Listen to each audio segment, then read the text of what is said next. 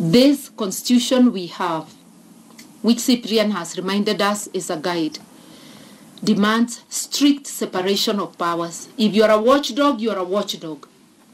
Spending of money on projects or development is the preserve of the executive. MCAs, senators, members of parliament, their sole role is to oversight. You can retain CDF if you wish, but it must be implemented by the county government. You can earmark funds for the wards, but as an MCA, you must never get near where those funds are. The implementation must be by the executive. You look up to it. So in Kenya, our issue is more complicated than just campaign financing. Is that we are not on the road towards better accountability, although we have a constitutional guide that is stronger than when we began. We are doing worse than when it was not there. We have distorted everything, and chapter 6 on leadership and integrity, which talks about all those issues, and chapter 10, which talks, not chapter 10, but article 10, which talks on values, we have completely ignored. It's like they don't exist. The rationale behind campaign, limiting, campaign fund limiting, whether in the US, whether in UK, Germany, or any other place in the world, is about leveling the playing field and minimizing, if not eradicating, corruption in politics. Corrupting the voter, corrupting choice, corrupting the leader thereafter, state capture or leader or institutional capture. Because if parliament is captured, executive is captured, MCAs are captured, judiciary is under capture sometimes. And I am very happy to see the DPP, the current DPP, reminding us of the offenses in our penal code. Until he charged the Solai Dam regulators, the water regulators, I think every civil servant who is geared towards impunity was acting with impunity. They never foresaw that you could be charged for omissions. They thought only commissions. We now know you can be charged for failing to do your duty. And also because of KEBS, we know that. But members of parliament are privileged. Nobody charges them. The contract is directly with the people. You can only hold them to account through elections. The speaker will tell you the privileges committee will investigate. Can you investigate yourself? The privileges committee is parliamentarians. It's rare they ever come with sanctions. And the only sanctions I do remember is if you have been rude to the speaker or something. That one, the sanctions will come. But no sanctions will come. Not even when people have behaved very crudely. So I'm saying we have the legislation in Kenya. We have the guiding law, the constitution. We are not following them. And what can we do to remove corrupt money, cartel money, drugs, corruption networks from campaign? That is the logic behind state funding of political parties. I'm an advocate of the German model. They finance parties that have reached a 5% threshold during the last general elections, that you have to have attracted at least 5% of the vote. Why do I do that? And NARK Kenya in the last 2 elections has not garnered that?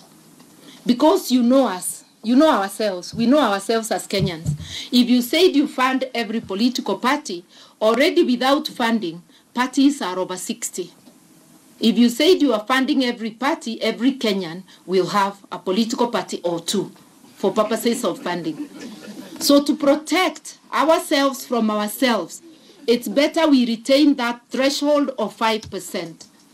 Let us do our best. You can be in the cold even for 20 years and then rebound. And I say that with confidence. When I first visited the German parliament, the Green Party had not attained the 5%. As I exited politics, it was a major player. The Liberal Party in the UK was a small party. As I exited, they were a major player. They even got their semi-autonomy for Scotland, and they are now a major player. So we just have to exercise patience, not be wooed by the big parties to close our houses. Because if we close our houses and then we go back to the days of Kanu Baba na Mama, we will have nowhere to escape to. If I had joined Jubilee, then gotten rigged out as I was, where would I be speaking from? I'm sure NARK Kenya would not have closed because it's not my party, but I would have been left marooned somewhere. So it is better that we remain for as long as it takes until the public again sees the sense of what we are saying, and as we campaign for a better Kenya. I was looking at, because I didn't just look at the US and UK, I looked at ourselves also. I looked at South Africa, where they have campaign financing legislation, and ours. Both countries, even though there is a wish to limit, they are not able to completely police the private donations. But at least South Africa is one up on us. Their system functions, sometimes not as swiftly, but it does function. That's why Zuma is in court after being president. So there, accountability may catch up with you. Our level of impunity undermines, even if that law was not suspended, implementation may meet the same fate our electoral code of conduct meets. Why are we having so many petitions? Because those hired to superintend over elections act as though there is no law. We, the candidates, a majority act as though there is no law. The political parties, and especially the big ones, act as though there is no law. So we have a very big problem of upholding the rule of law and enforcing it.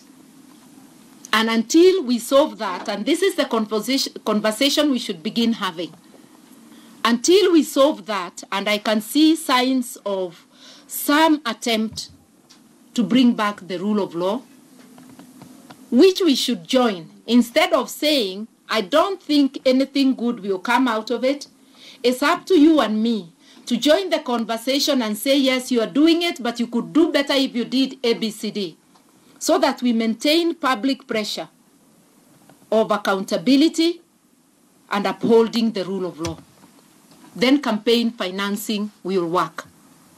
Then the reporting, the oversight by the bodies concerned will work.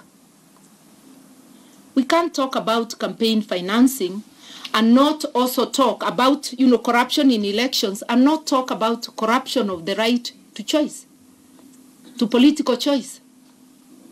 And I've been thinking that as we start this conversation as a nation, we must ask ourselves, how shall we improve our democracy? Should we have one electoral commission, centralized and everything happening the way it does, or should we devolve to the counties? Since our constitution says we the people, can the people in each county, the players, be part and parcel of organizing the elections and checkmating each other? Because then that takes away the power from the incumbency to lord it over the election officials in your area, to lord it over the security forces, to lord it over the administration. You administer together. That committee may also have civil society. And since you know each other, you will be very careful who you choose to either be clerks or returning officers. And when disputes arise, you again sit as a committee and solve them politically. And if it is a recount, you deal with it. Because if every presiding officer knew that a recount will be automatic, they will know their iniquities will be found out without further delay. Now the Constitution says elections must be accountable and transparent. But the court doesn't seem to interpret that word the way I know it.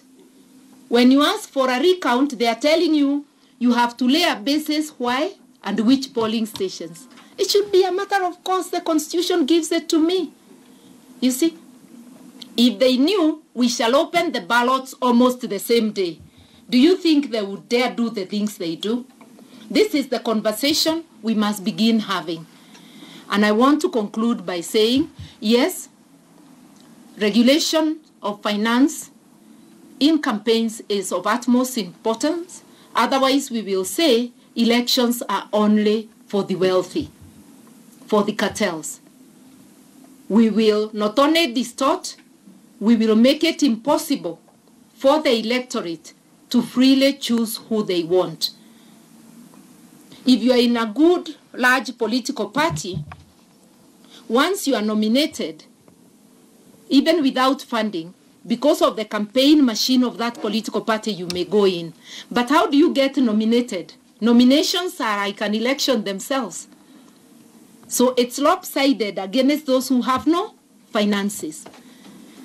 I'm speaking to the youth that you are being able to get elected without kowtowing or kneeling down to the moneyed and powerful within the political system. Your chances are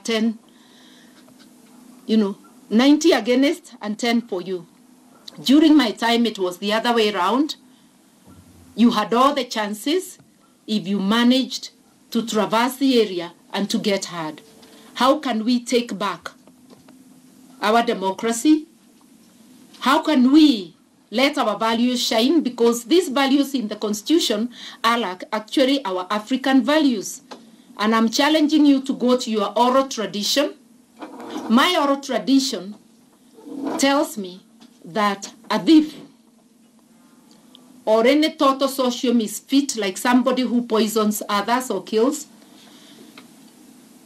they were being treated to summary execution. And there was a song that a thief or a person who poisons others has no relatives. They belong to being put, the rope being around your neck or being banned.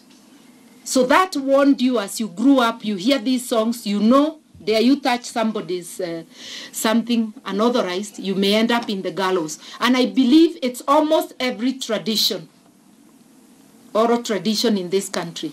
So the values in the Constitution reflect who we are, who we truly are, and where we should put weight on. Let's begin this conversation.